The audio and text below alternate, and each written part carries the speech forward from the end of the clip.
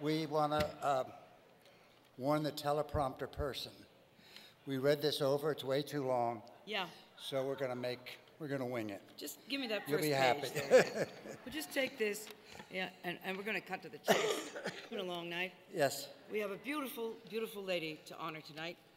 She's a friend of ours, a colleague, someone we all love, admire. She's a friend, she's an artist, but above all, for tonight's celebration, she's an ally. Yeah. And even though we've followed each other around over the years, Miss LuPone and I, you know, playing some of the same parts. Some of the same parts. She went on TV, I went on TV. I did Gypsy, she did Gypsy. She did Masterclass, I did Masterclass. You know, she has. I haven't had a chance, you know, at who's that one from? See, I'm ad-libbing, it's not working. Yeah. Yeah, so just cut to the chase here. Let's talk about this woman instead of ourselves. That's what we'd like to do. Well, there we go, here. Tonight we've talked a lot about true love winning out. Yes, that happens all the time in the theater because all of us who work in the theater are basically real romantics. But it's not quite so easy in real life. And in real life, love triumphs only when good and brave people and fierce allies like Patti LuPone demand it. So please join us in watching some of Miss LuPone's work, because that's always a joy.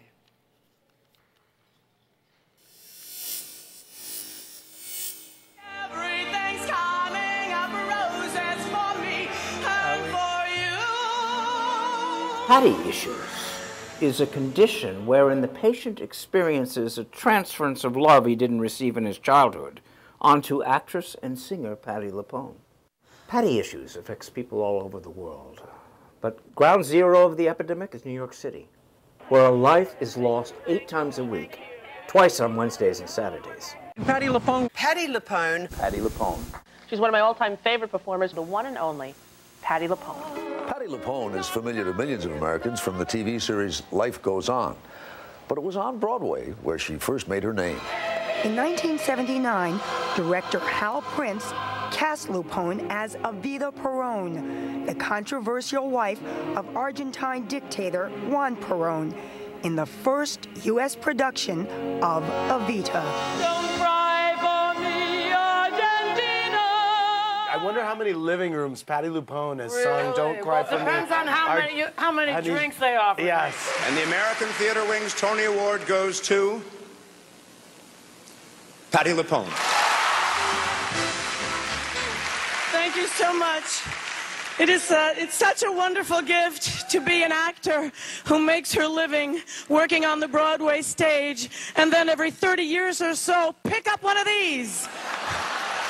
My gratitude to my producers, Roger, Richard, Tom, Jack, Steve, Mark, Ted, Scott, David. Shut up, it's been 29 years! Where are you going to put it?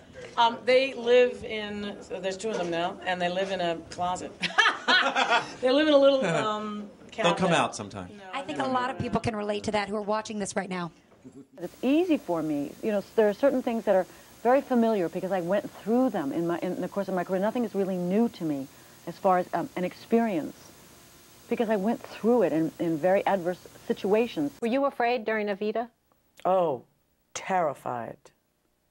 Terrified during Evita. Terrified and... Because it was your big break, or it was such a big role? No, the break. Who cared about the break? Could I get through the first 20 minutes? And then could I get through the next 20 minutes? And then could I get through the whole night? Then could I get through the next night? When I'm on stage, though, I know that I'm fearless. But I think the fear that I do have is failure, and not... For instance, maybe not remembering my lines and being vulnerable up there on the stage and going, the audience expects me to know this and I don't. Now what do I do? You know, being lost. How do I get over that? I go out on the stage. And then at some point, the nerves settle down. It's a toast to that invincible bunch. The dinosaurs surviving the crunch. Let's hear it for the ladies who lunch. Everybody rise, rise, rise.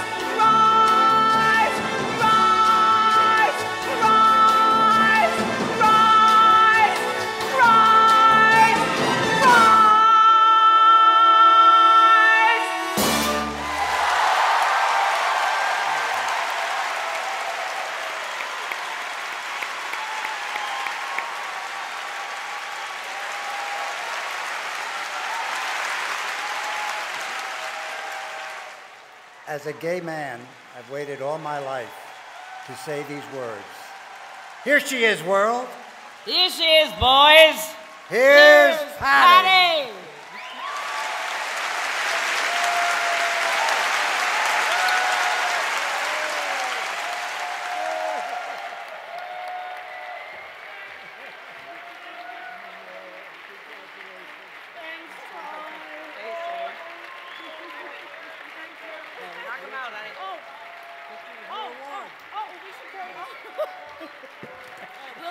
We'll keep it for you.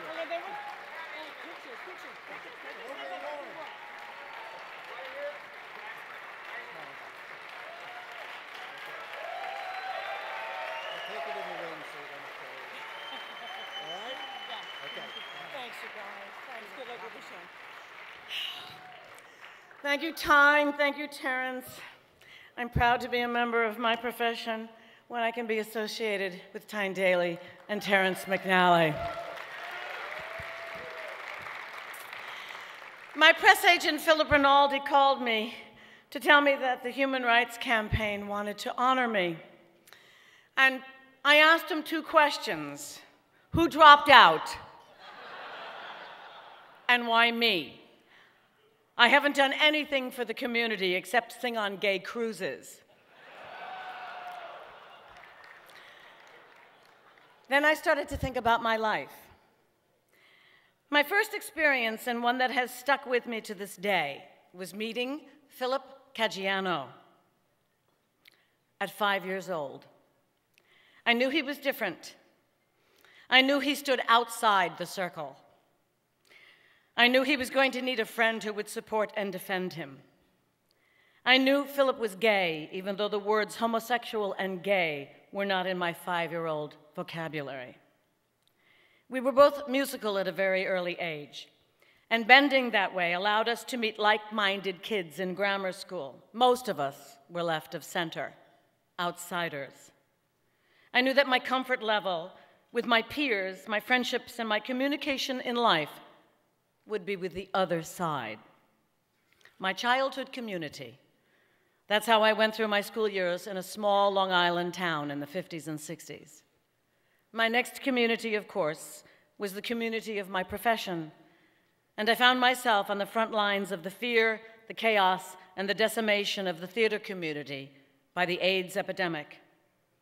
I remember Danny Corcoran, a member of the acting company. In rehearsals for The Cradle Will Rock, he was this sweet-faced young boy, but he was also sad and scared in those private moments when one thinks no one is looking. I heard via the grapevine that his partner was sick. It was observing Danny's behavior that gave me a vague insight into a disease that no one could understand or name. This period of time, the 70s, 80s, and 90s, in our lives was secretive and emotionally violent. More than the virus, it was the atmosphere.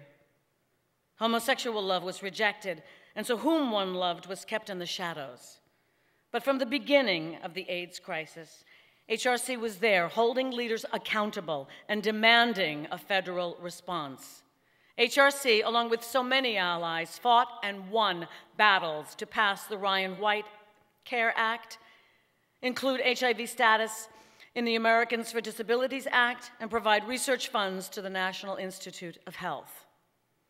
Danny and his partner are gone, as are most of the male dancers from the original cast of Evita, as is my beloved friend and musical director, Dick Gallagher, among so very many. Now, in this new century, we are moving from chaos and death into love and living and commitment. Now, when we hear gay, we don't think right away of death and dying. We think of marriage equality and living.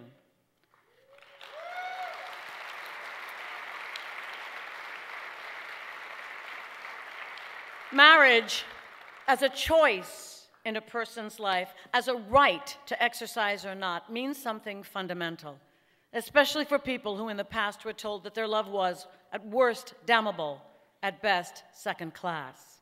What marriage says is, I choose you. That's it. We know, the state knows, our friends and family know, it's you. And the bonus is, It's much easier to embrace a state that embraces you and your deepest emotions. And everyone who loves you feels better about the state or country that says yes to your yes to someone else. Life has a chance of being steady, organized, integrated. To be able to say and have recorded for everyone to see, till death do us part, it does something. Settles the chaos, gives home a chance. The Human Rights Campaign understands this, and that's why I'm honored. I'm touched by this honor, because you honor and fight for so many people I have loved.